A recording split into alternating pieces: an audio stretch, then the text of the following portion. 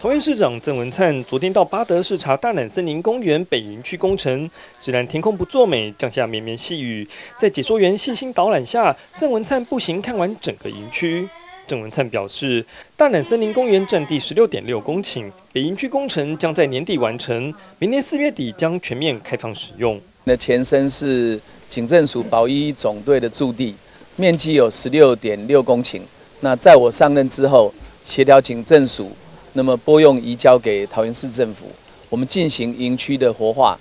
那我们把它改造成为具有生态魅力的大南森林公园。那在此之前，曾经举办过地景艺术节，让大家发现这里的树木参天，那银色还有部分可以使用。那因此我们在地景艺术节结束以后，就决定打造这个全桃园唯一的都市型的生态公园。那总占地面积有16.6公顷。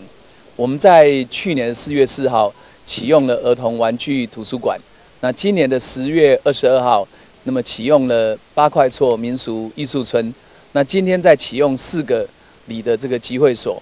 那我们预定年底北营区会全部完工，那明年的4月，那南宁区也会完工，那将来会把不同的出口打开，那也会增设大南森林公园的各个停车场，让公园更容易接近。前身是保一总队营区的大南森林公园，园区采分区施工，保留园内超过4800株乔木，包括台湾俏楠、石斑木、香兰。园区生态丰富，常见黄鹂鸟、乌龟、昆虫等生物。桃园市政府投入约6亿元总经费，令活化老旧营舍作为儿童玩具图书馆与8块厝民俗艺术村。郑文灿回想初建园区丰富生态多样性，仍印象深刻。我看到营区这个树木非常的茂盛，那营舍有一部分还可以用，所以当时我希望做生态调查，调查了1年，